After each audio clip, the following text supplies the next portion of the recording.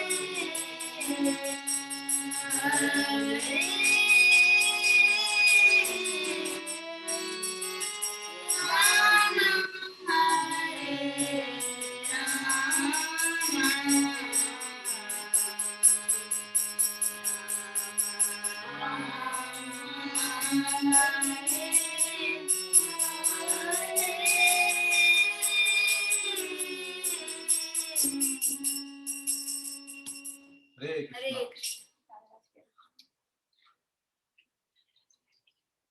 जय राधा रास्मी, जय श्रील प्रभुपाद, जय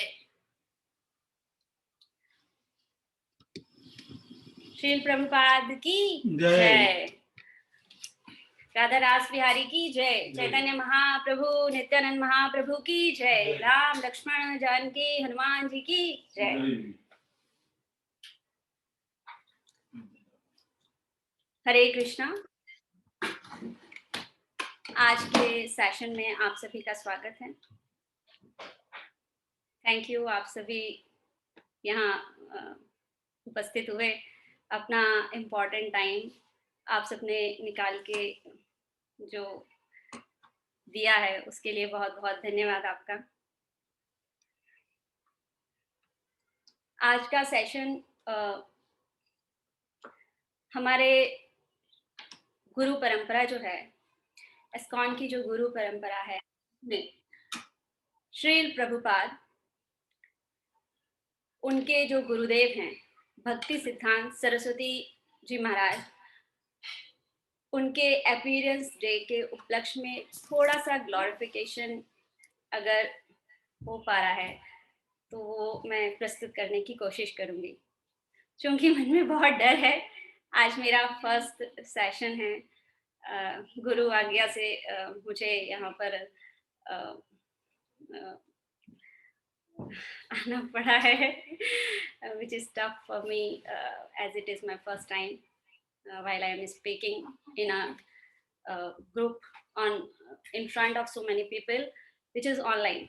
ऐसे तो दिया है छोटा छोटा लेक्चर, बुक डिस्ट्रीब्यूशन में गए हैं तो लेक्चर छोटा बहुत थोड़ा बहुत बताया है कि कैसे करना है, क्या करना है, नाते रिश्तेदार संबंधियों को थोड़ा बहुत बताया है, but it is first time for me, so please bless me कि आप लोग मुझे आशीर्वाद दीजिए कि मैं कुछ बोल सकूं, कुछ अर्पित कर सकूं श्री भक्ति सिद्धांत सरस्वती महाराज जी को, श्री प्रभुपाद को कुछ छोटा सा ऑफरिंग कर सकूं मैं। प्लीज ब्लेस मी, आशीर्वाद दीजिए आप लोग मुझे। Thank you.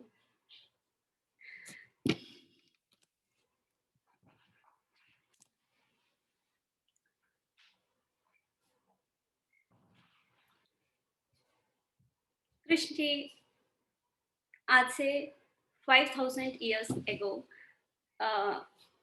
इस पृथ्वी पर आए थे। 125 वर्ष तक वो यहाँ पर रहे थे। उसके पश्चात वो इस पृथ्वी लोक को त्याग कर चले गए थे गोलोक धाम। एक मन में भाव उनके रह गया था। क्या भाव? भक्ति का भाव। उन्होंने सारी फीलिंग्स सब कुछ यहाँ पर एंजॉय किया था। जैसे कि जब बचपन में उन्होंने अपनी माता का प्यार खूब पाया, 2 माताएँ थीं उनकी, एक और माता थी, उनको भी उन्होंने माता बनाया था, पूतना जिनको बोला गया है, जो राक्षसी थी, बट उनको भी माता का दर्जा दिया गया था गोलोक धाम में।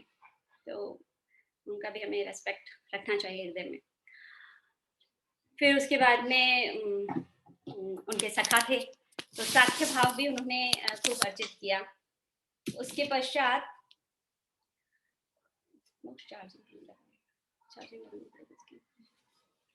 तो उसके पश्चात श्रृंगार भाव उनका, उनकी जो गोपियाँ थी, गोपियों के संग में जो उनका प्रेम भाव था, फिर वो भाव, फिर उन्होंने युद्ध किया, महाभारत जैसा महान युद्ध, उन्हीं की प्लानिंग थी सारी।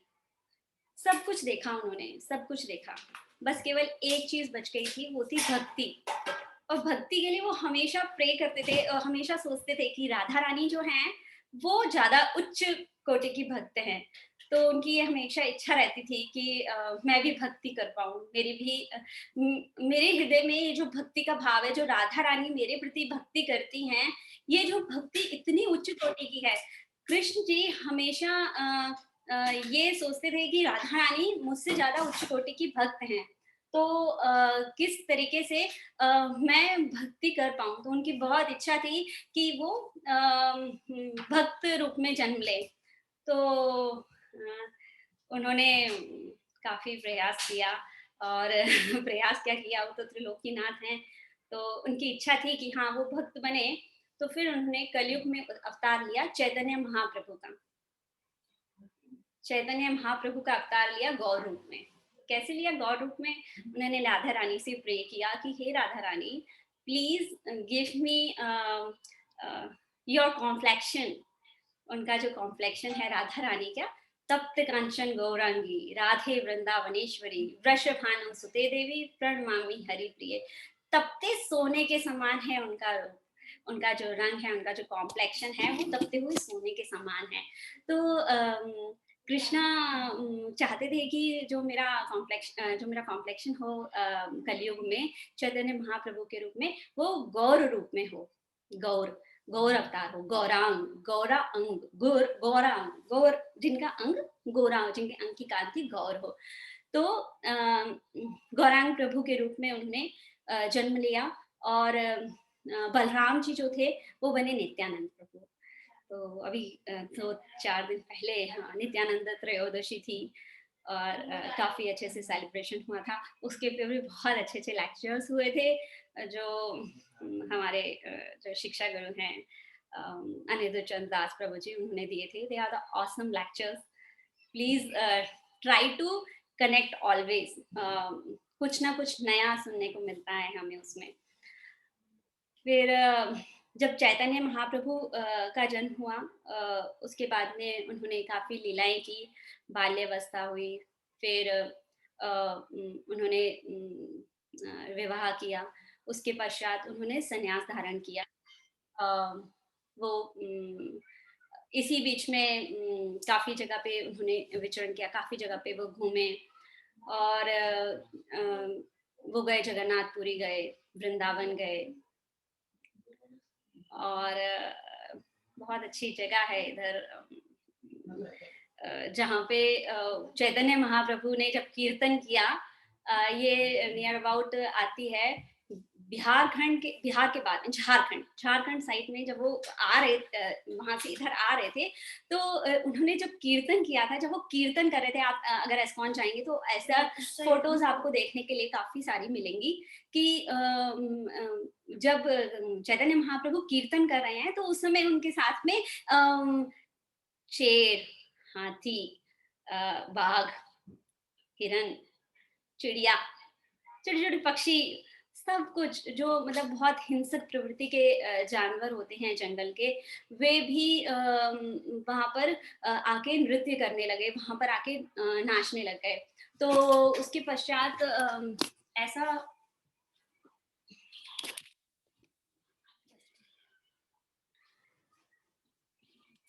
उसके पश्चात क्या होता है कि इस तरीके से चैतन्य महाप्रभु का उन्होंने फिर पहुँचे वो वृंदावन।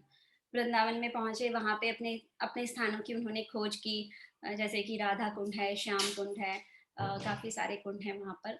फिर उसी बीच, उसी दौरान वो षड गोस्वामी से मिले।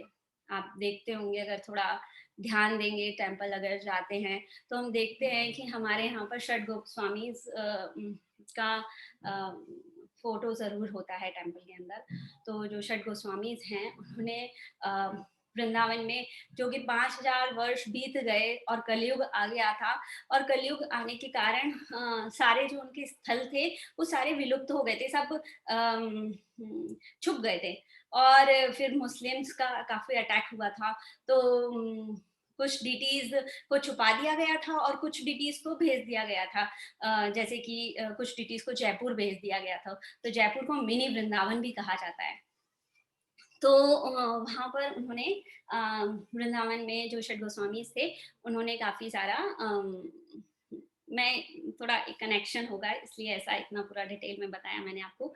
षड गोस्वामीज़ ने पूरा वृंदावन की खोज की। फिर हमारे जो सप्त गोस्वामी हैं, वो हैं भक्ति विनोद ठाकुर जी महाराज। भक्ति विनोद ठाकुर जी महाराज को सप्त गोस्वामी क्यों कहा गया है? ऐसा मैंने ऐसा शास्त्रों में लिखा नहीं हुआ है, बट ऐसा माना गया है कि वो हमारे 7वें गोस्वामी हैं। क्यों माना गया है ऐसा 7वें गोस्वामी? उनका लाइफ लाइफ का शेड्यूल सुन लिया ना, ओह गॉड! मैं तो जब उसको पढ़ती हूँ, इवन मैं कई बार मैं उसको पढ़ चुकी हूँ, मुझे बहुत इंस्पिरेशनल लगता है कि बाप रे! इतना हायर क्लास के वो डिवोटी थे। ही हैव 10 किड्स, उनके 10 बच्चे थे। वो गृहस्थाश्रम का पूरी तरीके से, पूरी निष्ठा से पालन करते थे, उसके साथ-साथ भक्ति करते थे। भक्ति करने का शेड्यूल क्या था उनका? वो केवल 3 घंटे सोते थे। हम सोच सकते हैं 3 घंटे सोने का? I don't think so. हम सोते हैं 6 घंटा, 8 घंटा, 10 घंटा, इतना घंटा हम सोते हैं, पर वो सोते थे केवल 3 आवर्स। 3 आवर्स सोते थे वो। नियर अबाउट साढ़े 8 घंटे वो लिखते थे, शास्त्र लिखा करते थे वो साढ़े 8 घंटे। इतना उन्होंने शास्त्र लिखे, लगभग 100 शास्त्रों की रचना की थी उन्होंने, भक्ति विनोद ठाकुर जी महाराज ने। फिर उसके बाद में साढ़े 4 घंटे वो जाप किया करते थे, हरे कृष्णा महामंत्र का जाप किया करते थे, और अध्ययन करते थे, स्वाध्ययन करते थे वो। और हाफ एन आवर उन्होंने निकाल रखा था, जो लेटर्स आते थे उनके पास में, वो उनका रिटन में जवाब देते थे। तब उस समय मोबाइल नहीं था, फ़ोन भी इतना नहीं चलता था, तो उसमें उन्होंने ना लिख कर, लेटर्स लिख कर वो जवाब दिया करते थे। उसके पश्चात अभी कितना बचा अपना, हाँ, 6 आवर्स वो जॉब पर जाते थे, और क्या थे वो? मजिस्ट्रेट थे। उस समय के मजिस्ट्रेट थे। ये लगभग 200 साल पहले की बात है। 200 साल नहीं, सॉरी, 80s की बात है, 1800 की बात है ये, कि वो मजिस्ट्रेट हुआ करते थे, उस समय के मजिस्ट्रेट हुआ करते थे। सो मच एक्साल्टेड, मतलब हमें लर्न करना चाहिए उनसे कि हम बद्ध जीव केवल यहाँ आए हैं, खाएँगे, पिएँगे और सो जाएँगे, और कुछ काम नहीं है हम लोग के पास में, कोई चीज़ नहीं। और एक उनको देखो, वो साढ़े 8 घंटे केवल हम लोगों के लिए, हम लोगों को ही ना, शास्त्र तो किसको देकर गए? केवल एक उनका, उनकी संतानों को तो नहीं देके गए, हम सबको बाँट कर गए हैं वो शास्त्र। इतना शास्त्र लिखा, साढ़े 8 घंटे जो व्यक्ति शास्त्र लिख रहे हैं, तो उन्होंने कितने शास्त्र लिखे होंगे? 100 शास्त्र लिखे हैं उन्होंने। उसके पश्चात भक्ति विनोद ठाकुर जी जो इतने महान हैं, आपने उनके बारे में सुना ही है। उनकी संतान थे भक्ति सिद्धांत सरस्वती जी महाराज। इट्स सो, आप सोचिए, पिता इतने महान हैं, उनके पुत्र तो और महान हैं। दोनों की ही महानताएँ अद्भुत थी। भक्ति सिद्धांत सरस्वती महाराज जी का जन्म हुआ था 6 फरवरी 1874 को। 1874 6 फरवरी को। कहाँ हुआ? जगन्नाथपुरी में। उस समय भक्ति विनोद ठाकुर जी महाराज जी का तबादला, ट्रांसफ़र हो चुका था जगन्नाथपुरी में। तो वो वहाँ पर जॉब करते थे। वहीं पर उनकी उन्हें संतान रूप में भक्ति सिद्धांत सरस्वती महाराज जी प्राप्त हुए। किस तरीके से हुए? एक दिन उनको रात में सपना आया, और सपने में जगन्नाथ जी उनको कहते हैं, Jagannath ji is a very very merciful, बहुत बहुत मर्सीफुल हैं वो। इतनी अनंत कथाएँ हैं उनकी, अनंत कथाएँ हैं उनकी, उनकी मर्सी की अद्भुत कथाएँ हैं। कितने लोगों को उन्होंने सपने दिए हैं और जहाँ चाहे रथ रोक देते हैं वो, जब चाहे तब रथ दौड़ा देते हैं वो। सो ही इज़ रियली बहुत, बहुत अद्भुत कथा है जगन्नाथ जी की। अगर जब भी हमारा ये सेशन हो, जब भी हमारे प्रभु जी, अनिरुद्ध प्रभु जी, जब भी ये सेशन ले जगन्नाथ जी के ऊपर, तो प्लीज़ आप लोग ज़रूर जुड़िएगा। अद्भुत कथाएँ हैं, इतना गूढ़ रहस्य है जगन्नाथपुरी में, जगन्नाथ जी का, बलदेव जी का और सुभद्रा माई का। अद्भुत, अद्भुत अ, अद्भुत है। प्लीज़ ज़रूर सुनिएगा, आप लोग टाइम निकालिएगा उसके लिए। तो क्या होता है, जगन्नाथ जी ने उनको दर्शन दिया। जगन्नाथ जी ने उनको दर्शन दिया और बोलते हैं भक्ति विनोद ठाकुर जी महाराज जी को कि मैंने तुम्हें यहाँ पर इसलिए थोड़ी ना बुलाया कि तुम जॉब करो यहाँ पे, जॉब करने के लिए नहीं बुलाया, यहाँ पे आके भक्ति करो। बोले जगन्नाथपुर में तुम्हारा मैंने वो करवा दिया है, ट्रांसफर करवा दिया है, तो यहाँ पे आके आप जॉब करो, जॉब मत करो, मेरी भक्ति करो, इसलिए बुलाया मैंने। तो तो भक्ति विनोद ठाकुर जी महाराज जी सपने में ही एक कन्वर्सेशन हुई थी उनसे, जगन्नाथ जी से। तो जगन्नाथ जी को वो कहते हैं कि हे प्रभु, मैं बहुत तुच्छ हूँ, मेरे पास कुछ भी नहीं है, मैं कैसे आपका प्रचार करूँ? मैं आपका प्रचार करना चाहता हूँ। प्लीज़ आप मुझे किसी को, कोई हो मेरे पास में जो इस काम को आगे बढ़ा सके, जो इस काम को आगे तक पहुँचा सके। तो आप प्लीज़ किसी को भेजिए मेरे पास में। तो जगन्नाथ जी ने कहा ठीक है, आप ऐसा करो कि विमला देवी देवी जी का मंदिर है। जगन्नाथपुरी में जब हम जाते हैं, काफ़ी लोगों ने सुना भी होगा, काफ़ी लोग गए भी होंगे कि जगन्नाथ मंदिर के प्रांगण में ही विमला देवी का मंदिर है। विमला देवी कौन है? विमला देवी पार्वती माँ हैं। पार्वती माँ हैं, उसके पीछे भी एक स्टोरी है कि पार्वती माँ वहाँ पर क्यों बैठी हुई हैं, उसके पीछे भी एक स्टोरी है, जगन्नाथ जी की कथा में आएगी वो तो। तो विमला देवी वहाँ पर स्थापित हैं। जब जगन्नाथ जी का प्रसाद बनता है, तो प्रसाद बनने के बाद जब वो बाहर निकलता है, तो सबसे पहले वो विमला देवी देवी को दिया जाता है, ऑफर किया जाता है। विमला देवी से वो प्रसाद निकल कर बाहर आता है और वो महाप्रसाद बन जाता है। जब विमला देवी उसको पा लेती है, जब पार्वती माई उसको पा लेती है, तो ये प्रसाद महाप्रसाद बन जाता है और फिर सारे भक्तजन जो है ना, वो पाते हैं।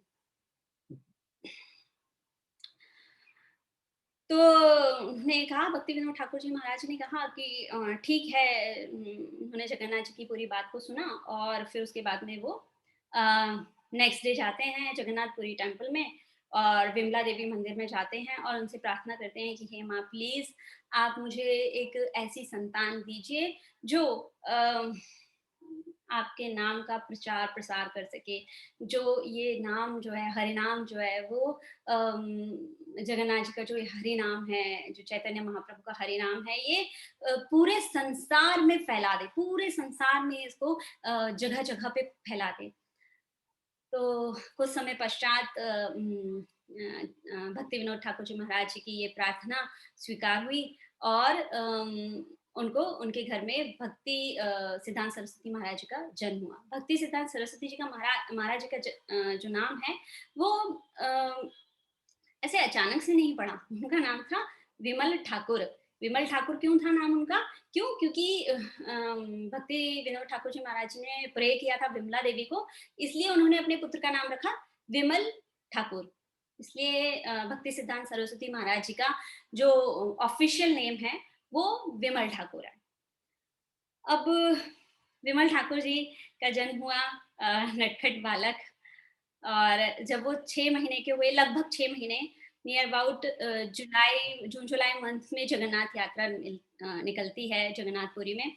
ये उस समय की बात है, जब भक्ति सिद्धांत सरस्वती महाराज जी 6 महीने के थे। कथाएँ तो तभी से ही शुरू हो गई थी। इवन जब वो माता के गर्भ से बाहर आए थे, तब भी जो एम्बिकल कॉर्ड होती है, जो उसको हिंदी में क्या बोलते हैं, नहीं याद आ था मुझे।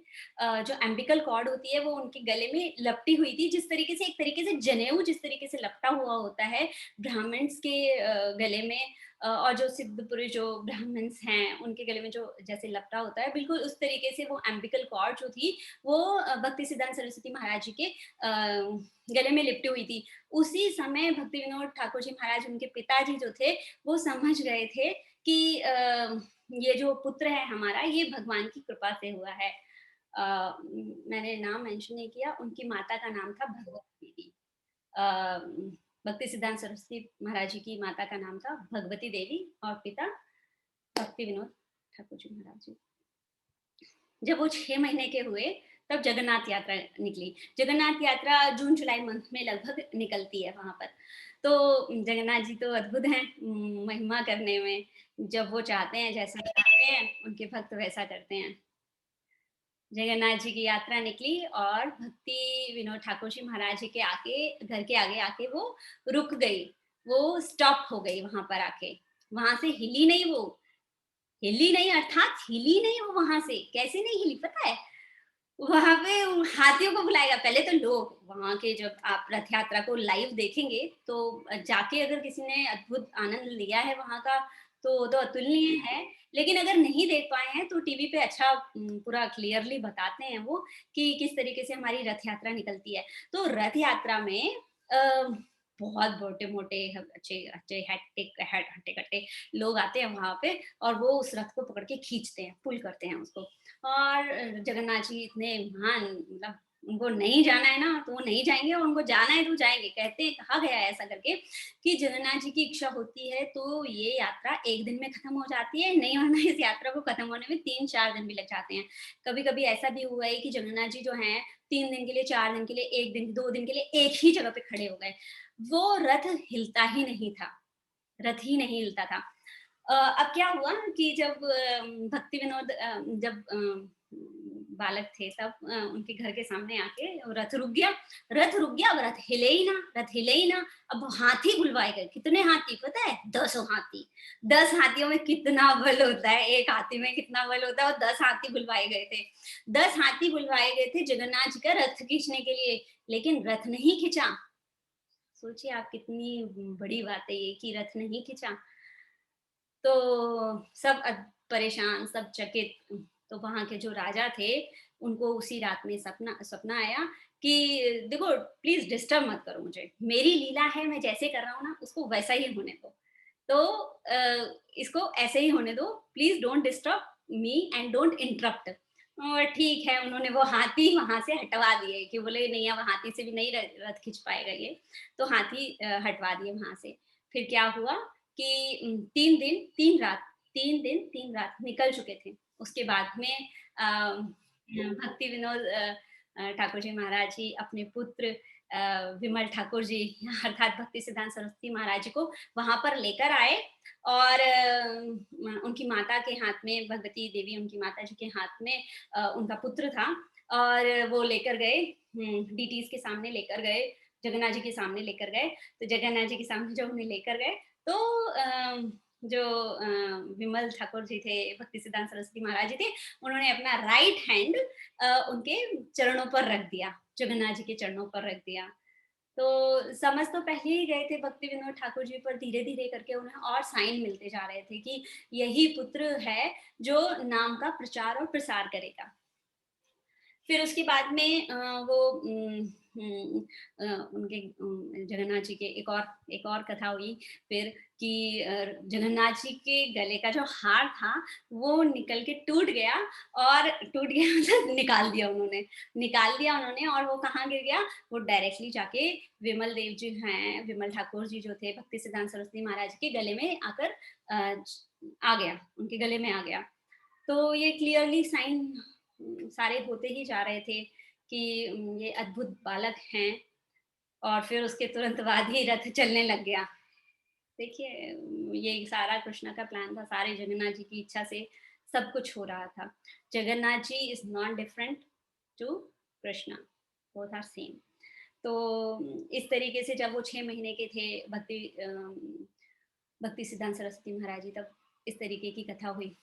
फिर जब वो 2 साल के हुए, तो एक एक बार की बात है, mango is very famous in Odisha, in UP, in Delhi, favourite fruit सबको बहुत फेवरेट है वो फ्रूट। तो अ, एक बार की बात है कि काफ़ी सारे फ्रूट्स मैंगोज़ रखे हुए थे, मैंगोज़ का सीज़न चल रहा था, मैंगो रखे हुए थे। तो भक्ति सिद्धांत सरस्वती महाराज जी ने वो आम उठा लिया और उसको खा लिया और ऑफ़र नहीं किया उन्होंने। उनको पता नहीं था, या यूँ कहें कि स्ट्रिक्टली पता नहीं चला था तब तक उनको कि कितना इम्पोर्टेंस है भगवान को फूड ऑफर करने का। फूड ऑफर करके ही हमें खाना चाहिए। कितना इम्पोर्टेंस है उसको उस समय तक नहीं पता था। 2 साल के बालक को क्या पता होगा। हम तो अभी देखें कि हमारी जनरेशन में हमारे एज के लोगों को, काफ़ी लोगों को ये बात नहीं पता होती है अनलकीली, कि how much it is important to offer, first offer and then take. Its such important thing कि तुलसा पत्र। तो उन्होंने भक्ति सिद्धांत सरस्वती महाराज जी ने जो मैंगो था वो पा लिया। और क्या हुआ, जब उनके पिताजी को पता चला तो भक्ति विनोद ठाकुर जी महाराज ने उनको बोला कि बेटा, आपने जो ये काम किया है ये गलत है। हमको सबसे पहले जो प्रसाद, जो अन्न है, जो भी हमने बनाया है, जो भी फूड बनाया है हमने, वो सबसे पहले हम भगवान को ऑफर करते हैं, फिर उसके बाद हम खुद ग्रहण करते हैं। तो उनको बहुत गिल्ट फ़ील हुआ, भक्ति सिद्धांत सरस्वती महाराज जी को बहुत गिल्ट फ़ील हुआ कि ये मैंने क्या अपराध कर दिया कि मैंने भगवान को ये फूड नहीं ऑफ़र किया। तो उन्होंने उसी समय ये प्रतिज्ञा ली कि मैं आज के बाद कभी भी आम नहीं खाऊँगा। प्रतिज्ञा। इतनी छोटी उम्र में, 2 साल की उम्र में कोई प्रतिज्ञा लेता है क्या? कौन लेता है प्रतिज्ञा? हम तो इतने बड़े हो जाते हैं तो भी प्रतिज्ञा लेते हैं और छोड़ देते हैं 2-4 दिन में तो उसको। कुछ तो ऐसे हैं जो अगले दिन सुबह उठते हैं तो ही छूट जाती है वो प्रतिज्ञा तो। अब देखिए भक्ति सिद्धांत सरस्वती महाराज ने कितनी कठिन प्रतिज्ञा ली कि उन्होंने 2 साल की उम्र में ये फिक्स कर लिया, डिसाइड कर लिया that I never and ever I will eat mango. मैं कभी नहीं खाऊँगा आम, कभी नहीं खाऊँगा आम। क्या हुआ फिर, उसके बाद में इससे ही रिलेटेड एक और बात आगे की है। जब वो 60 वर्ष के थे, तो उनके जो शिष्य थे, उन्होंने मैंगो उनको दिया। किसको? भक्ति सिद्धांत सरस्वती महाराज जी को। जब वो 60 वर्ष के हो गए थे, तब उन्हें वो मैंगो दिया। तो वो क्या बोलते हैं अपने शिष्यों से कि जब मैं 2 साल का था, तब मैंने ये अपराध किया था कि मैंने ये मैंगो जो है, वो भगवान को ऑफ़र नहीं किया था और मैं बिना ऑफ़र किए हुए खा लिया। तो मैं इसका सेवन नहीं कर सकता हूँ, मैं इसके योग्य नहीं हूँ कि मैं इसे सेवित कर सकूँ, मैं इसको नहीं खा सकता हूँ। इवन मैं आम की तरफ देखना भी नहीं चाहता। इतना स्ट्रॉन्ग डिटर्मिनेशन,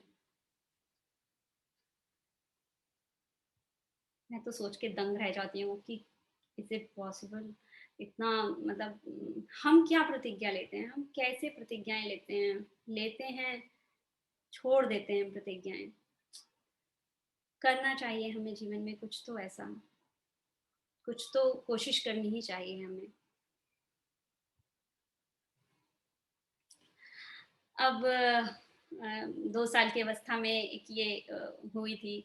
फिर जब वो 7 इयर्स के हुए, जब उनकी उम्र 7 साल की हुई थी, उसी 7 साल की उम्र में एज़ उनके पापा जी तो पिताजी उनके स्कॉलर थे भई, इतना 100 शास्त्र लिखे थे, साढ़े 8 घंटे तो लिखते थे, साढ़े 4 घंटे माला जाप करते थे और अध्ययन करते थे। वो कितना हाई एक्साल्टेड पर्सनैलिटी थे। तो उनके पुत्र भी वही फॉलोड थे बिल्कुल उसके। जब वो 7 साल के थे तो उन्हें भगवत गीता के सारे 700 श्लोक सारे याद थे, विद मीनिंग, विद पर्पट।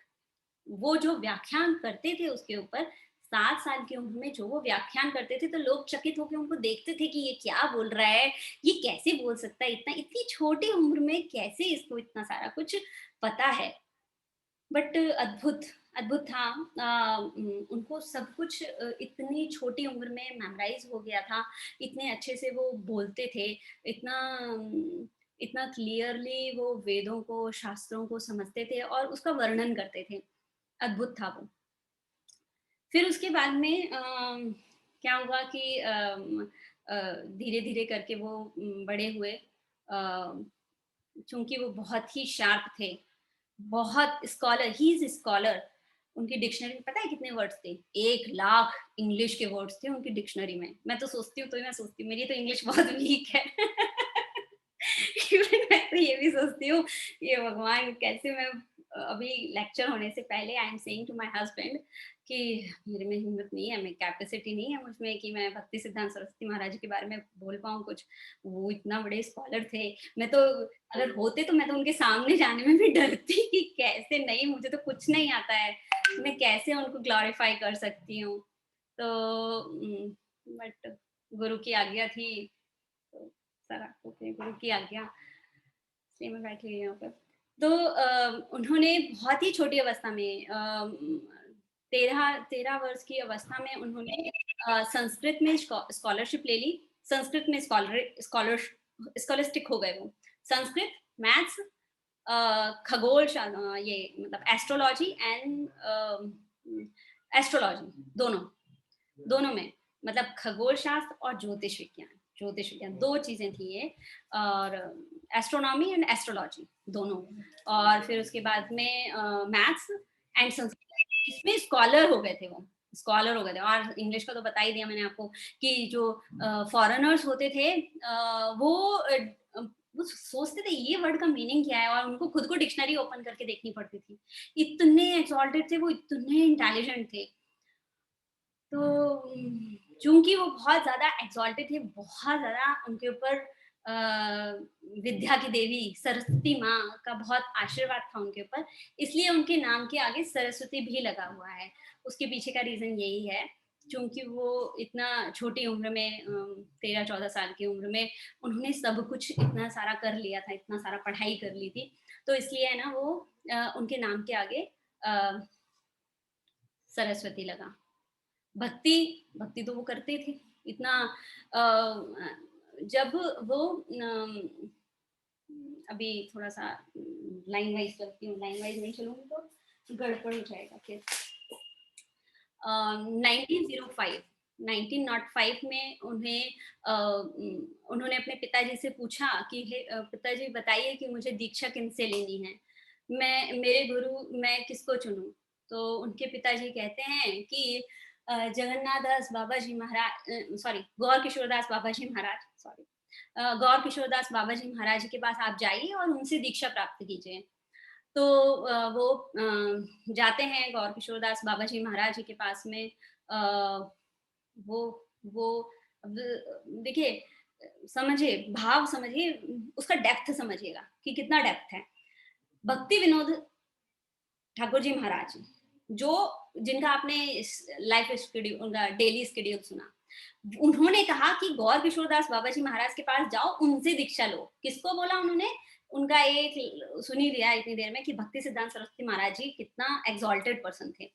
तो गौर किशोर दास बाबा जी महाराज जी तो थे, उनकी जो भक्ति थी वो इतनी उच्च कोटि की थी। उन्होंने कहा ये सारा material world is not working here, ये सारा जो मटेरियल वर्ल्ड है इसका कुछ काम नहीं आएगा, जो भी काम में आएगा वो भक्ति काम में आएगी। तो आप ऐसे गुरु को ढूंढिए जो भक्ति में बहुत उच्च हो। तो उन्होंने सजेस्ट किया कि आप गौर किशोर दास बाबा जी महाराज के पास जाइए। अभी वो गए गौर किशोर दास बाबा जी महाराज जी के पास में। गौर किशोर दास बाबा जी महाराज जी से उन्होंने अनुरोध किया कि प्लीज आप मुझे एज शिष्य, शिष्य के रूप में आप प्लीज मुझे स्वीकार कीजिए। तो गौर किशोर दास बाबा जी महाराज जी जल्दी शिष्य नहीं बनाते थे, उनको थोड़ा दूर रहना पसंद करते थे। वो बहुत ज्यादा शिष्यों में नहीं, वो विश्वास नहीं रख करते थे वो, कि जल्दी शिष्य नहीं बनाते थे वो। तो उन्होंने रिक्वेस्ट किया, जब भक्ति सिद्धांत सरस्वती महाराज जी ने गौर किशोर दास बाबा जी महाराज जी से रिक्वेस्ट किया, तो वो गौर किशोर दास बाबा जी महाराज जी कहते हैं ठीक है ऐसा करो तुम, मैं नहीं दे सकता हूँ, मुझे नहीं देना। फिर उन्होंने भक्ति सिद्धांत महाराज जी ने बहुत रिक्वेस्ट किया, बोले प्लीज आप मुझे दे दीजिए, प्लीज आप मुझे बताइए कि मैं क्या करूँ आपके लिए। उन्होंने कहा नहीं कुछ भी मत करो। तो फिर बोलते आप प्लीज दे दीजिए। तो कहते अच्छा ठीक है चलो 1 हफ्ते बाद आना तुम। तो फिर उसके बाद में वो 1 हफ्ते बाद में वापस से आते हैं और क्या बोलते हैं गौर किशोर दास बाबा जी महाराज, ठीक है मैं चैतन्य महाप्रभु से पूछ के बताऊंगा तुमको, अगर वो मुझे अलाउ करेंगे कि ठीक है तुम इसको शिष्य बुला लो तो मैं तुम्हें शिष्य बुला लूंगा। तो उन्होंने ठीक है। तो भक्ति सिद्धांत सरस्वती महाराज जी चले गए और 7 दिन बाद वापस लौट के आए। जब वो 7 दिन बाद वापस लौट के आए तो उन्होंने वापस से पूछा कि प्लीज़ आप मुझे दीक्षा दे दीजिए, प्लीज़ आप मुझे दीक्षा दे दीजिए, आप मेरे गुरु बन जाइए। हाँ, उन्होंने बेगिंग किया कि प्लीज़ आप मुझे एज़ अ शिष्य स्वीकार कर लीजिए। तो फिर गौर किशोर दास बाबा जी महाराज ने बोले, "अरे! मैं तो भूल ही गया, मुझे तो ध्यान ही नहीं रहा कि हाँ, तुमने कहा था मुझसे कि हाँ, 7 दिन का मैंने टाइम दिया था, मैं तो भूल गया। ठीक है, चलो तुम 7 दिन बाद फिर आना। ठीक है, मैं फिर पूछता हूँ।" अभी ऐसे साथ करते हुए काफ़ी दिन निकल गए। अब वो समझ गए भक्ति सिद्धांत सरस्वती महाराज जी कि ये मुझे टाल रहे हैं और कुछ काम नहीं टाल रहे हैं मुझे। तो फिर वो एक दिन आके अड़ गए इस बात के लिए, नहीं आपको मुझे दीक्षा देनी पड़ेगी, प्लीज़ आप मुझे स्वीकार कीजिए, नहीं मैं यहीं बैठा रहूँगा। तो फिर उन्होंने जब देख लिया गौर किशोर दास बाबा जी महाराज ने कि हाँ ये नहीं मानेंगे, तो फिर उन्होंने भक्ति सिद्धांत सरस्वती महाराज जी को दीक्षा प्रदान की। उन्होंने दीक्षा ग्रहण की, नाम दीक्षा ग्रहण की और अम, ये गुरु ने आदेश दिया कि आप हरि नाम का प्रचार और प्रसार देश और विदेश सब जगह कीजिए आप। तो उन्होंने उनकी आज्ञा को सराखों पे रखा और उन्होंने उनकी आज्ञा का पालन किया। आज्ञा का पालन किया उन्होंने और उसी दरमियान उन्होंने काफ़ी सारी पुस्तकें लिखी। उसमें उसमें से थी जैसे कि भगवद गीता, चैतन्य चरितामृत जो कि बहुत इम्पोर्टेंट और बहुत अच्छी बुक है। चैतन्य भागवत, चैतन्य मंगल और एटसेट्रा बहुत सारी बुक्स लिखी थी उन्होंने और उन्होंने सूर्य सिद्धांत भी लिखा था। अब देखिए भक्ति का मतलब पता चल गया था हमें, चूँकि वो बहुत बड़े भक्त थे, इसलिए उनके नाम के आगे भक्ति लिखा, सरस्वती का भी पता चल गया। अभी सिद्धांत कहाँ से आया? सूर्य सिद्धांत नाम की एक बुक उन्होंने लिखी थी, इसके कारण उनके नाम के आगे लग गया सिद्धांत। तो हो गया पूरा नाम भक्ति सिद्धांत सरस्वती जी महाराज, इसलिए उनका पूरा नाम ये पड़ गया। उन्होंने जब वो एजुकेशन ले रहे थे, जब वो अपनी प्रौढ़ावस्था में थे, यंग एज में आ गए थे, तो उन्होंने क्या किया कि अपना ग्रेजुएशन बीच में ड्रॉप कर दिया उन्होंने। क्यों ड्रॉप कर दिया? बोले अगर मेरी ग्रेजुएशन हो जाएगी तो मेरे माता-पिता कहेंगे तुम शादी करो। और वो शादी नहीं करना चाहते थे। तो इसलिए उन्होंने उस चीज़ को ड्रॉप कर दिया और उसकी जगह उन्होंने नाम और नाम का इतना प्रचार किया, इतना देश-विदेश में इतना प्रचार किया। उन्होंने इंग्लिश में ऐसी-ऐसी बुक्स लिखी हैं जो हमारे यहाँ पर अवेलेबल नहीं है, पर फ़ॉरेन में अवेलेबल हैं। इंग्लैंड में है, जर्मनी में है, रशिया में है, कुछ वहाँ की कुछ लाइब्रेरीज़ में अभी तक वो भक्ति सिद्धांत सरस्वती महाराज की बुक्स रखी हुई हैं वहाँ पे। वो इतना हाई लेवल के प्रीचर थे। उस समय के जो ब्रिटिशर्स हुआ करते थे इंग्लिशमैन हुआ करते थे, वो उनकी बुक्स को पढ़ा करते थे, रीड करते थे इवन डिक्शनरी देखते थे क्योंकि वो इतना अच्छी इंग्लिश लिखा करते थे इसलिए। तो इस तरीके से ये एक पॉइंट था उनका और उन्होंने जब दीक्षा ले ली थी उसके बाद में उन्होंने 64 मठों की स्थापना की थी। चूँकि काफ़ी समय बीत चुका था जो हमारा सनातन धर्म था वो थोड़ा हिलने लगा था। काफ़ी लोग आ गए थे, काफ़ी लोगों के अलग-अलग मत आ गए थे। कोई कुछ बोलता था, कोई कुछ बोलता था। मतलब पूरा उलट-पलट करके रख दिया था उन्होंने जो भी हमारे सिद्धांत थे उन सबको।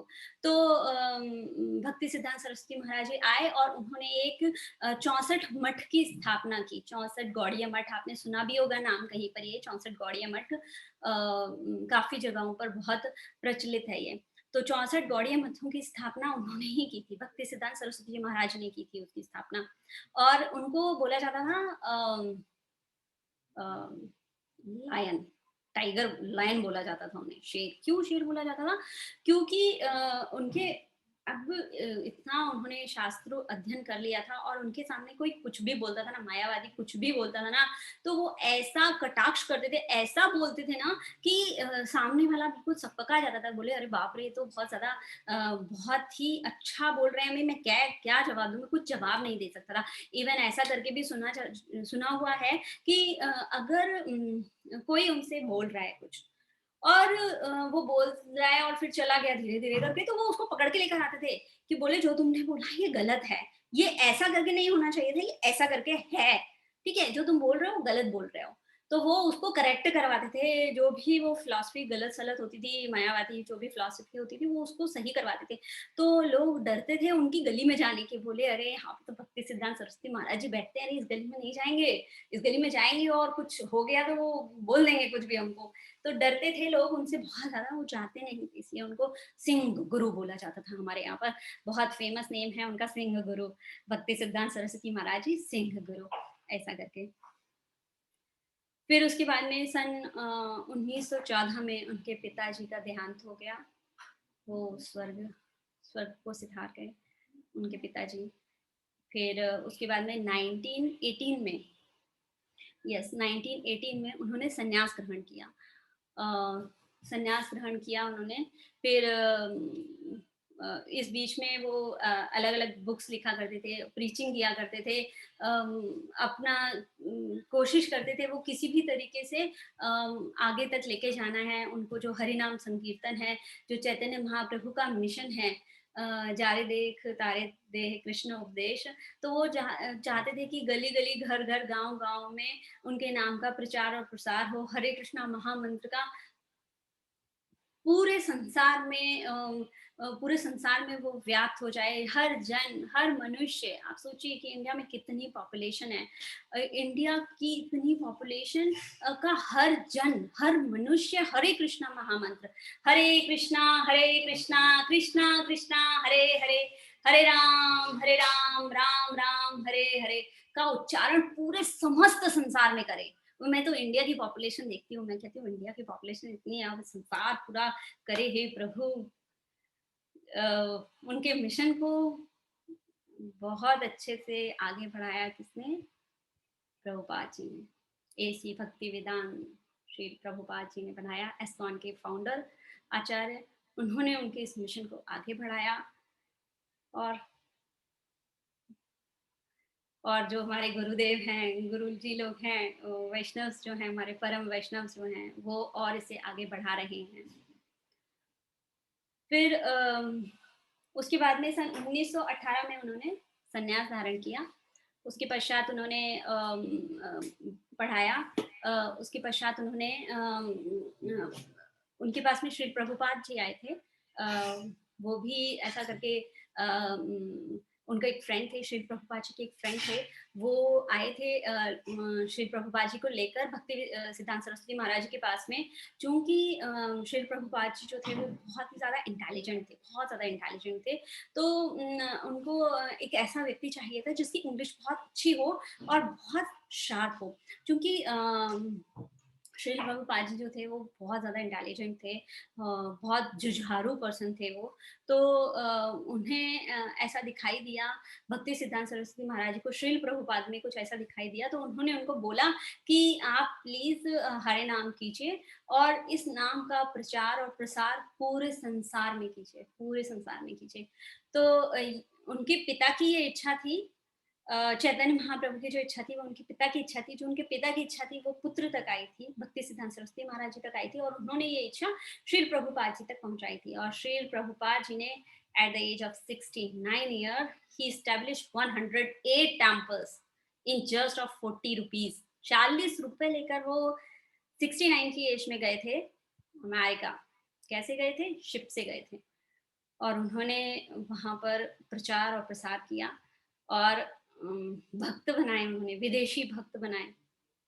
उस समय तो हम लोग, मैं तो नहीं थी उस समय, होती तो न्यूज़पेपर में पढ़ा होता मैंने भी कि किस तरीके से प्रभुपाद जी जब इंडिया आए और वो अपने साथ में इतने सारे अंग्रेज भक्तों को लेकर आए थे, 60-70 अंग्रेज भक्तों को लेकर आए थे, तो लोग चौंक गए थे, बोले अरे इतने सारे भक्त, अंग्रेज भक्त संस्कृत बोल रहे हैं, ऐसा करके वो लोग चौंक गए थे।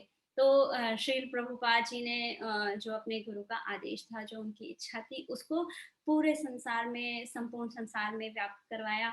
और फिर उसके बाद में जो उनके शिष्य हुए, वो इस नाम को बहुत अच्छे से आगे तक पहुंचा रहे हैं। और अब ये अब ये जो वर्क है वो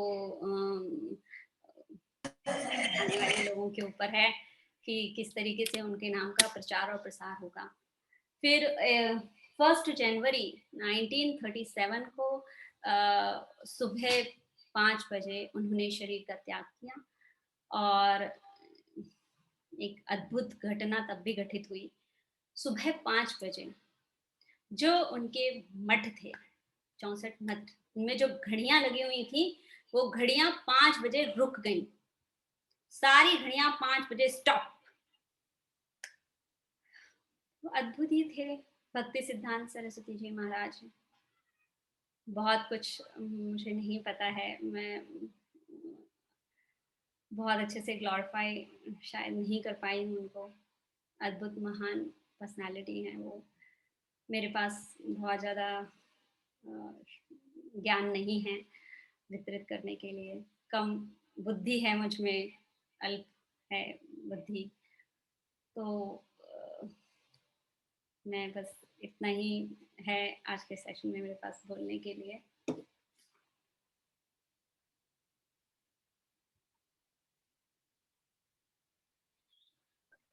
हरे कृष्णा। हरे कृष्णा प्रभु जी, दंडवत प्रणाम।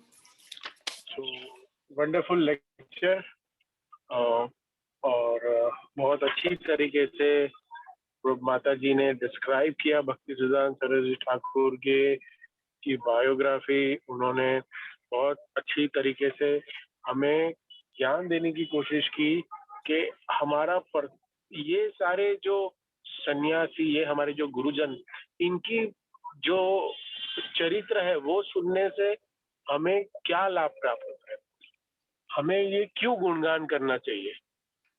कोई किसके मन में प्रश्न आ सकता है कि ठीक है, हो गया, लेकिन जब हम इनके आचरण के बारे में, इनके कार्यों के बारे में सुनते हैं तो हमें इंस्पिरेशन मिलता है और उनके गुण, उनके लव मात्र जो कृपा है वो हमें प्राप्त होती है।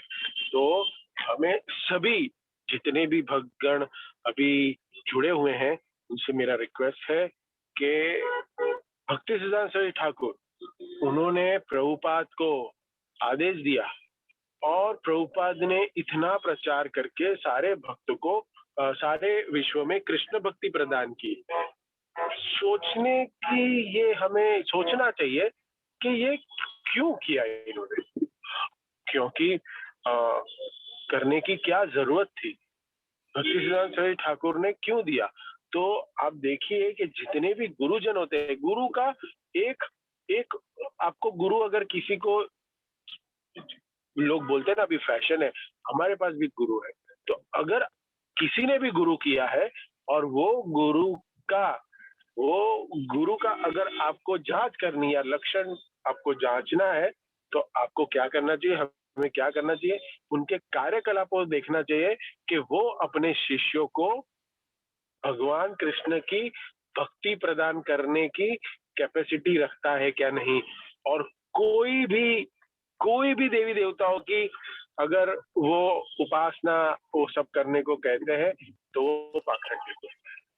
लेकिन भक्ति सिद्धांत सरस्वती ठाकुर, श्रील प्रभुपाद, उन्होंने इतने इसको, माता जी ने एक माता जी भूल गए थे, सिंह गुरु भक्ति सिद्धांत सरस्वती ठाकुर को लायन प्रीचर कहते थे। क्या बोलते हैं उसको अभी की लैंग्वेज में, स्ट्रेट फॉरवर्ड।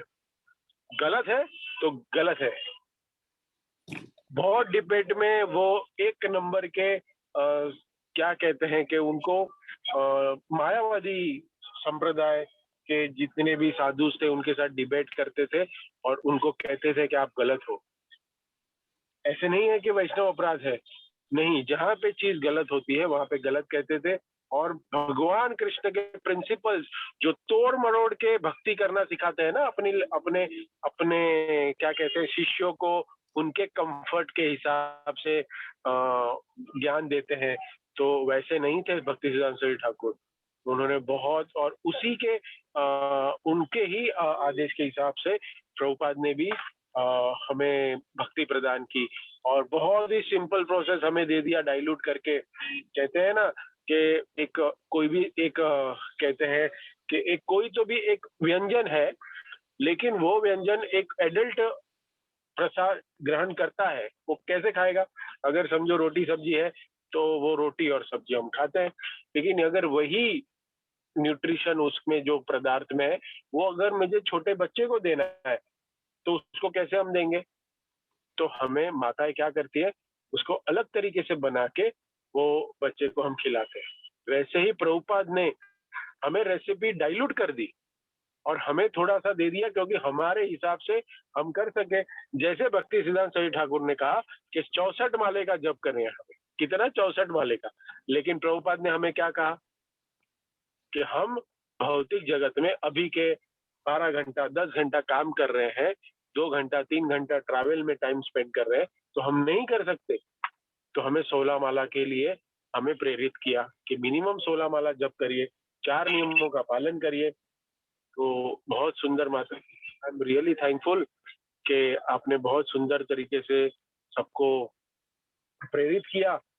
अगले बुधवार को ये भक्ति सिद्धांत सही ठाकुर का अपीयरेंस डे है, तो हमारी चर्चा हुई कि आप किस पे देंगे। मैंने बोला इस पे बता दो, क्योंकि वेडनेसडे सुबह तो हम भगवत गीता पे पढ़ेंगे और अगर हमने स्टार्ट कर दिया तो आधा घंटा तो इसमें ही निकल जाएगा। तो this was a very nice class. Thank you माता जी वंस अगेन। किसी का कोई प्रश्न कोई उत्तर है, मैं आप सभी से रिक्वेस्ट करता हूँ कि प्लीज आप सब लोग सुबह के जपा सेशन में जुड़िए और भगवत गीता के सेशन में भी आप लोग सब जुड़िए। किसी का कोई प्रश्न कमेंट है तो पूछ सकते हैं। Thank you. Hare Krishna. So I thankful everyone. I thank you मोक्ष, धनंजय, जगन्नाथ प्रेम प्रभु, दिवेश, कल्याणी, कात्यायनी माता जी, मधु शर्मा प्रभु, महेश मिश्रा प्रभु जी, मधु शर्मा प्रभु जी, निखिल राठौड़ प्रभु, संध्या माता जी, सुधा व्यास माता जी, विवेक पटेल एंड उदय प्रभु जी। Thank you everyone for joining. और हम माता जी के लिए 3 बार हरि बोल बोलेंगे। तो आप सभी लोग से रिक्वेस्ट है कि आप सब लोग अपना माइक म्यूट करिए, अनम्यूट करिए और सब लोग 3 बार हरि बोल का उच्चारण करेंगे। तो हरि बोल, हरि बोल, थैंक यू फॉर ज्वाइनिंग। जो भी बम्बई के निवासी भक्त हैं उनसे मेरी खास रिक्वेस्ट है कि कल राधा रास बिहारी का दर्शन लेने के लिए दर्शनार्थी में पधारे और फिर हम भागवतम सुनेंगे, प्रसाद लेंगे और हम सब भक्तों का संग प्राप्त करेंगे। हरे कृष्णा कृष्णा कृष्णा हरे हरे, हरे राम राम राम हरे हरे।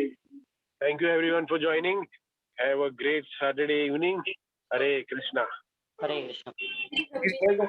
अगर किसी का कोई क्वेश्चन है तो प्लीज आप पूछ सकते हैं। हाँ क्वेश्चन है। अरे प्रभु जी आप कीजिए जवाब। हरे कृष्णा माता जी। मेरा क्वेश्चन नहीं है, बस एक कमेंट है। हाँ जी कि प्रभु जी। बहुत सुंदर तरीके से, अद्भुत तरीके से और मैं आंसर देता हूं। सरस्वती ठाकुर के जीवन का परिचय दिया और बहुत जो उनके रहस्यों को भी उद्घाटित किया। Thank you. और आपने जिस हिसाब से लेक्चर दिया, हम लोग की काफी प्रेरणा मिली। उस हिसाब से हम लोग भी कोशिश कर सकते हैं कि कैसे। थैंक यू प्रभु जी। प्लीज मुझे आशीर्वाद दीजिएगा कि मैं कुछ थोड़ा सा अंश मैं प्रभुपाद जी को ऑफर कर सकूं, उनको कुछ ऑफरिंग दे सकूं। मैं बस ये मेरी प्रार्थना है। प्लीज मुझे आशीर्वाद दीजिएगा कि मैं कुछ कर सकूं, कुछ दे सकूं। योग्यता बिल्कुल नहीं है मुझ में, जानती हूँ मैं। Thank you. Thank you. प्रभु जी, हरे कृष्णा। अनाउंसमेंट्स थे। I want to share some announcements. या प्लीज। थैंक यू प्रभु जी। लोग एग्जिट हो जाओ उससे पहले स्टार्ट कर दो। हाँ,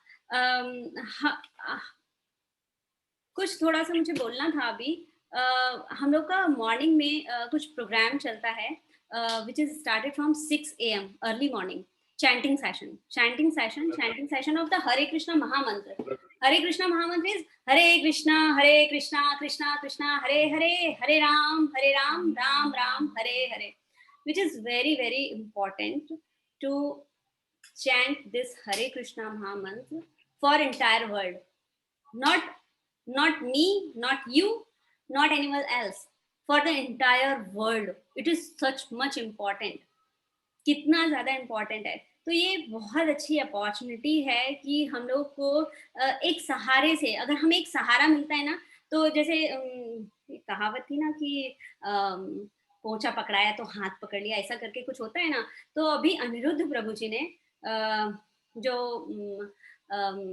जो हमारे मेरे शिक्षा गुरु हैं, जो हमारे शिक्षा गुरु हैं, जो हेड हैं, जो हमारे लीडर हैं कांग्रेगेशन के, अनिरुद्ध चंद्रदास प्रभु जी, उन्होंने एक मॉर्निंग सेशन रेगुलरली रखा हुआ है, which is start from 6 AM to 8 AM, जिसमें 6 से लेके 7:30 बजे तक हम लोग सब चैंटिंग करते हैं मिलकर, और 7:30 बजे से 8 बजे तक half an hour, only half an hour Bhagavad Gita की क्लास होती है उसमें। ये भगवत गीता की क्लास अभी रिसेंटली शुरू हुई है, नियर अबाउट 3-4 दिन हुए हैं, अभी हम इंट्रोडक्शन पे ही पहुंचे हैं।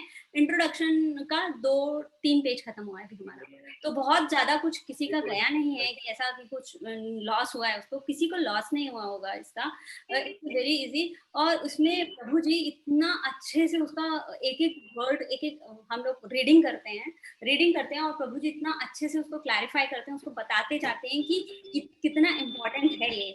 तो आप लोगों से सभी से अनुरोध है कि प्लीज आप लोग कैसा भी करके टाइम निकालिए। देखो मैं कैसा मैनेज करती हूँ, मैं मेरा बताती हूँ कि मैं थोड़ा अर्ली मॉर्निंग उठती हूँ, अपना चैंटिंग करती हूँ। चैंटिंग करने के बाद में मेरे प्रभु जी को ऑफिस जाना होता है, तो मैं क्या करती हूँ कि खाना थोड़ा पहले बना लेती हूँ। आधा खाना पहले बना लिया और आधा खाना लेक्चर के बाद बना लिया, तो मेरा टाइम सेव हो जाता है, और मैं वो जो 7:30 से 8 बजे का टाइम है वो मैं ग्रास्प कर पाती हूँ कि मैं हाफ एन आवर बैठ जाऊँ। तो हमको मैनेज करना पड़ता है कि हम किस तरीके से करें। अभी जैसे बॉम्बे में करके ये इश्यू है कि मॉर्निंग में सबका कॉलेज है, किसका ऑफिस है, सबका कुछ ना कुछ इश्यू, सबका पूरा शेड्यूल शुरू हो जाता है मॉर्निंग से। तो सब लोग अपना ऑन करके, तो जूम को ऑन करके सुन तो सकते हैं, म्यूट करके रखें वो अपने आप को, बट सुन सकते हैं ना, कि सुन लिया हमने लेक्चर, एटलीस्ट सुन सकते हैं। आप पढ़ नहीं सकते हो, ठीक है, आप ट्रेन में हैं, आप बुक ओपन नहीं करके देख सकते हैं, पर एटलीस्ट आप सुन सकते हैं। क्यों? क्योंकि वर्ड टू वर्ड रीडिंग है, तो आपको सब कुछ ग्रास्प होने वाला है, ऐसा नहीं है कि कुछ छूटने वाला है, आपको सब कुछ ग्रास्प होगा इसमें। तो इसलिए आप लोग प्लीज प्लीज ट्राई कीजिए कि भगवत गीता का ये बहुत गोल्डन अपॉर्चुनिटी है ये, कि श्लोका श्लोका मतलब वर्ड टू वर्ड रीडिंग हो रही है इसकी, वर्ड टू वर्ड रीडिंग हो रही है। बहुत ज्यादा लंबा टाइम नहीं रखा है, केवल half an hour, only 30 minutes a day, इतना कम टाइम रखा गया है इसका। तो आप लोगों से रिक्वेस्ट है, आप सभी से रिक्वेस्ट है कि आप लोग प्लीज उसको ज्वाइन कीजिए। और जपा सेशन में ये थोड़ा सॉरी टू से कि मैं बोल रही हूँ ऐसा करके, जपा सेशन में कुछ लोग अभी 2-4 दिन से देखा जा रहा है कि थोड़ा सा ढीले हो गए हैं, थोड़ा ज्वाइन नहीं कर पा रहे हैं। आई थिंक so शायद ज्यादा वर्कलोड हो गया है, तो थोड़ा लेट हो जा रहे हैं शायद सोने में, तो उठने में लेट हो जा रहे हैं, और उसके कारण चैंटिंग सेशन में नहीं आ पा रहे हैं। Chanting session is very important, as it starts from the morning, तो ये हमारा पूरा दिन अच्छे से पकड़ के रखता है। हमारा मॉर्निंग अगर अच्छा जाता है ना, अगर हमारा मॉर्निंग में जपा हो जाता है ना, तो पूरा दिन सुपर जाता है, बिल्कुल उस तरीके से जिस तरीके से जो लोग वॉक पे जाते हैं ना मॉर्निंग में, उनसे पूछो कि तुम मॉर्निंग वॉक पे जाते हो, कितना फायदा होता है, तो लगता है नहीं फ्रेश एयर मिलती है, तो बहुत अच्छा फील होता है। बिल्कुल उसी तरीके से हम सब, ना कि केवल भारतवासियों को, इवन संसार के हर जन को ये इतना इम्पोर्टेंट है। It is a type of a diet, ऐसा कहते हैं लोग, कहते हैं, बोले कि हरे कृष्णा महामंत्र इज माय डाइट। अगर मैं डाइट नहीं लूंगा, ये नहीं ग्रहण करूंगा, इसका नाम नहीं लूंगा, उच्चारण नहीं करूंगा, तो मेरा दिन तो खराब हो जाएगा। अब आप सोचो कि व्यक्ति अगर रोटी नहीं खाए, सब्जी नहीं खाए, तो वो जीवित तो नहीं रह सकता है। तो ऐसा ऐसा करके महान लोग भी हैं, वो ये कहते हैं कि हरे कृष्णा महामंत्र जो है वो हमारे जीवन की सब कुछ पूंजी है, मतलब हमारी एवरीथिंग वही है। अगर हम उसको चैन हम फील करते हैं, हम उसको रिलैक्स फील करते हैं। तो आप सबसे जो भी मैं, मेरा आप सभी से अनुरोध है कि प्लीज हरे कृष्णा महामंत्र का जो जापा सेशन है वो अर्ली मॉर्निंग का प्लीज आप लोग ज्वाइन कीजिए।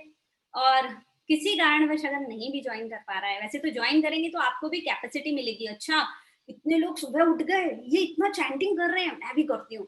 तो इससे हमें मोटिवेशन मिलता है, हम मोटिवेटेड होते हैं इसको करने के लिए कि लाओ मैं भी कर लेता हूँ, जाओ मैं भी कर लेता हूँ, ये इतना कर रहे हैं, लाओ हम भी करते हैं, हम क्यों नहीं कर पाते हैं। हमारा दिमाग सोचने पे मजबूर हो जाता है। जिस तरीके से आज हमारा दिमाग ये सोचने को मजबूर हो गया कि भक्ति विनोद ठाकुर जी महाराज जी 3 घंटे सोते थे और हम इतना सोते हैं, और भक्ति सिद्धांत सरस्वती जी महाराज ने इतना सब किया। तो क्या हमने इन सबको देखा, तो हम लोगों ने ये सब चीजें पाई कि हम लोग को किस तरीके का होना चाहिए। तो हम लोगों को हरे कृष्ण महामंत्र का चैंटिंग जरूर करना चाहिए। आप सभी से मेरा हाथ जोड़ के नम्र निवेदन है कि प्लीज आप लोग प्लीज हरे कृष्ण महामंत्र को चैंट कीजिए, उसका बोलिए, उसको कंटिन्यूअसली बोलिए और उसको कानों से सुनिए। मैं गारंटी देती हूँ इस बात की कि आपको चेंज फील होगा, हृदय में एक चेंज फील होगा आपको। ये नहीं कि अरे टाइम नहीं मिल रहा है माता जी, बहुत काम है, अरे वहां जाना है वहां जाना है। जिंदगी खत्म हो जाएगी। जिंदगी का कोई पता नहीं है कि जिंदगी कब खत्म हो जाएगी, but still we have to do it. So start, please start. And ये आप लोगों से रिक्वेस्ट है मेरी कि please join Bhagavad Gita lecture and chanting japa session every day. It is from Monday to Friday, Bhagavad Gita lecture, and japa session is Monday to Saturday. Please join it. It starts from 6 a.m. to 7:30 japa session, and 7:30 to 8 it's a Bhagavad Gita reading session. So please join it. Thank you to everybody. Jagannath Das प्रभु जी कुछ कहना चाह रहे हैं। प्रभु जी please. Hare Krishna. Hare Krishna माता जी। जी मेरा प्रभु जी को मैंने एक्चुअली पर्सनल में लिख दिया है।